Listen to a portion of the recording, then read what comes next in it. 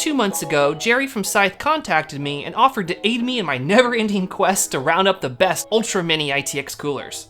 I've been a Scythe customer for quite some time and always been interested in the Kozuti, so I asked him to send me one. But what actually got sent was the Riven Vanxie.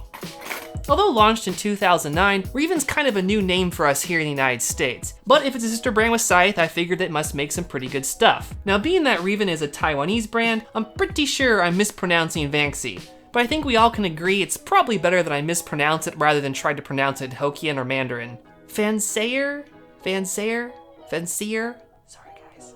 When I saw how tiny this cooler was, I thought the natural fit would be a mini STX project, but being that that is still kind of a ways away on my to-do list, I sailed to use it in my current rig, which I'm using for streaming. It's powered by the excellent Ryzen 2400G APU, and I've been running it caseless for a while because the stock AMD coolers are too tall to fit my custom Lone L4 chassis. The Vanxie solves this fitment problem with room to spare, but its teeny tiny size made me uncertain if it would keep the APU from melting. Now in terms of cooling, it definitely was a downgrade from the stock cooler by, well, quite a bit as expected, but it did hold the base clock of 3.6 gigahertz during a real world testing. More importantly, and to me, most importantly, the cooler had a nice tone to it. Very quiet cooler.